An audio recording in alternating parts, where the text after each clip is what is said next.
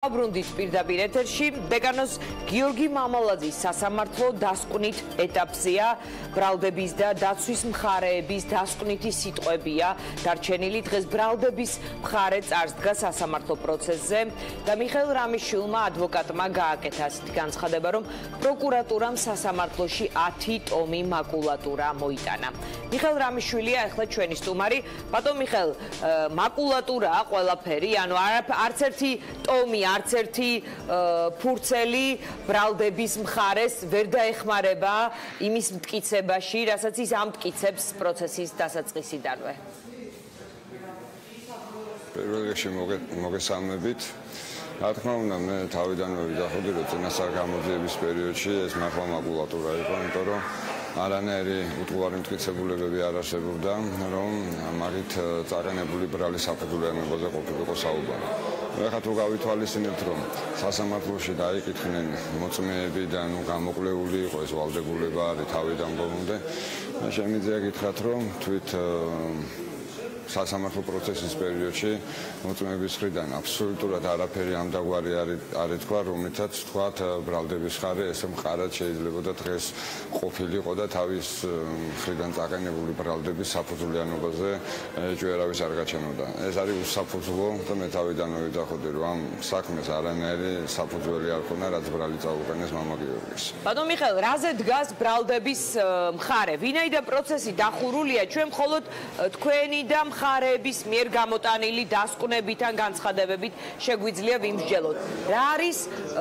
ბრალდების მხარის, ასე ვთქვათ, მთავარი სიძლიერე? კარგით, ამ მაკულატურაშიც რა არის, რაზე დგას ის? ეცით რა არის ხალბატონო დიანა, საერთოდ როდესაც ადამიანს ბრალს წაუყენებ და რაღაც გარკვეული შეფასებები, რაღაც არგუმენტალურად უნდა იყოს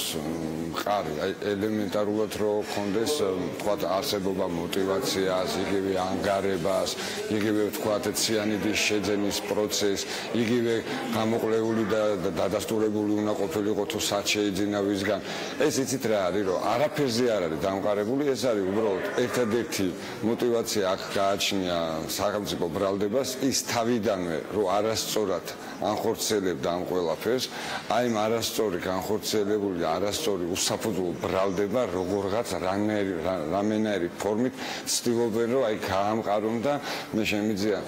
შევახსენო და ვთქვა ერთი რამ მოგეხსენებათ, როდესაც 8 მარტს გამოაქვეყნეს და საჯარო გახადეს ის კონტექსტიდან ამოგდებული გარკვეული ვიდეო ჩანაწერები რომ საზოგადოებას სხვა შთაბეჭდილება ქონოდა, იგივე ანხორციელებენ ესე მოწმეების ჩვენებები, რომელიც თავიდან ბოლომდე, როდესაც შეაფასებ, იქ მიხვდები, რომ საერთოდ ამდაგვარ დანაშაულის მზადებაზე არც კი არის ლაპარაკი, უბრალოდ რაღაც გარკვეული სიტყვები, გარკვეული ფრაზები გამოაქვთ და შემიძლია მაგალითად მოგიყვანოთ, როგორც მაშინაც იყო სატელევიზიო არხით გასული მარილზე გაყვანაზე საუბარი, ვითომ და შორენა მარილზე უნდა გაეყვანა მამა გიორგის, იგივე განახორციელეს დღეს, თორე გაგრძელებაზე რატომღაც იგნორებას აკეთებენ. მაგრამ ეს გაგრძელება მოსამართლემ ხომ მოისმინა, შეიძლება ჩვენ არ მოვისმინეთ, მაგრამ გაგრძელებაც და დასასრულიც ხომ ყველაფერი მოისმინეს ხდომათა დარბაზში. რა თქმა უნდა, თავიდან ბოლომდე და მე აი მერწმუნეთ ვიმედოვნებ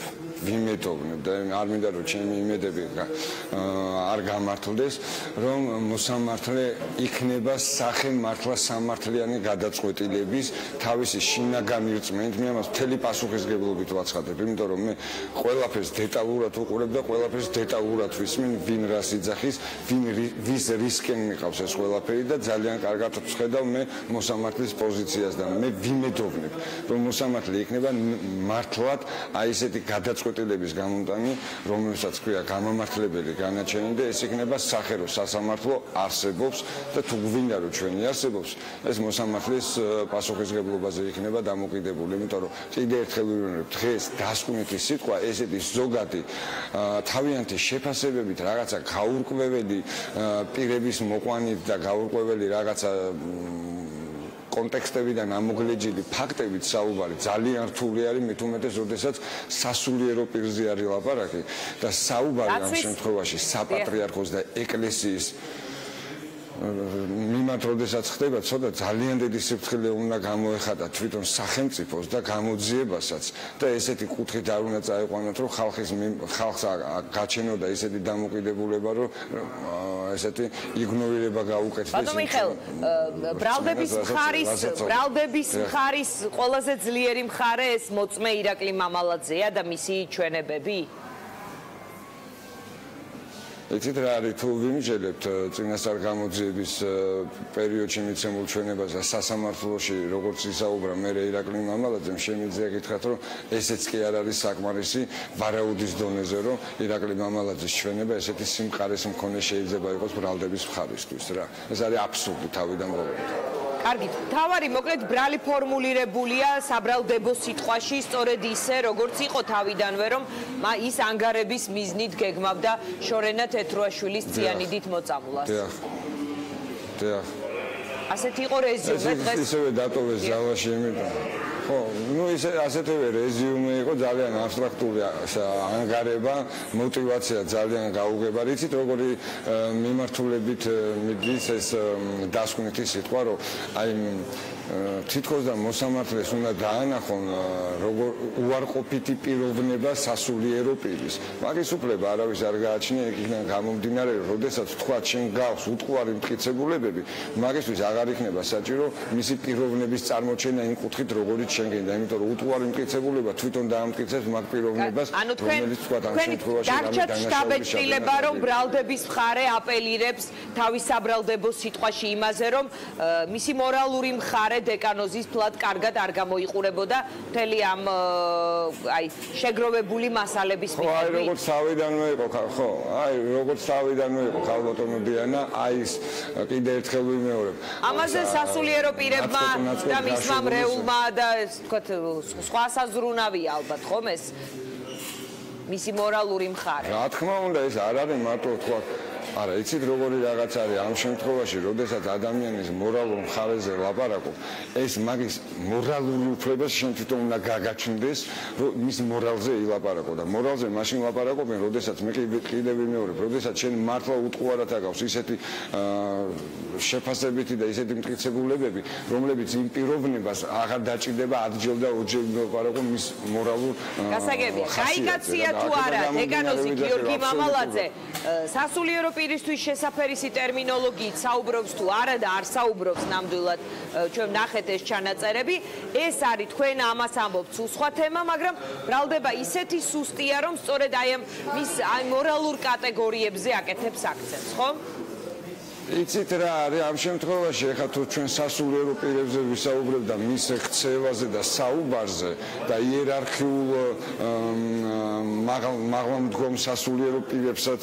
შევხედავთ მე შემიძლია გითხრათ რომ სასამართლო პროცესზე იყვნენ მაღალი სასულიერო პირები რომლის ლაპარაკით ჩემთვის მაგალითად როგორც რიგითი მოქალაქითაც მაინც მიუღებელი იქნებოდა და ეხლა ადამიანმა შეიძლება რაღაცა თემაზე რაღაცა კონტექსტით ილაპარაკოს მაგრამ ეს იმას არ ნიშნავს რომ ის ამორალური ადამიანი შეიძლება იყოს, იმიტომ რომ სიტყვას არ აქვს დასაწყისი და მთელი საკითხები არის, რომელიც შეიძლება როგორც რიგითმა ადამიანმა ყველას აქვს უფლება ილაპარაკოს. ბატონ მიხეილ, თავის დასკვნით სიტყვის თუ არა დეკანოზი გიორგი მამალაძე და შემდეგ დაცვის მხარე. ხომ მხოლოდ ეს არის პროცედურულად დარჩენილი, ვიდრე მოსამართლე გავა გადაწყვეტილების გამოსატანად. დიახ. რა თქმა უნდა, მაგისტრი ჩვენ სათავად, ჩვენ უბრალოდ კიდე ერთხელ მაინტერესებდა რამდენად სრულფასოვანი იქნებოდა დღევანდელი ბრალდების მხარის დასკვნითი სიტყვა და მე თავიდანვე ვიძახოდი რომ სრულყოფილება და სრულფასოვნება აქ თავიდანვე არ არსებობდა ამ საქმეში.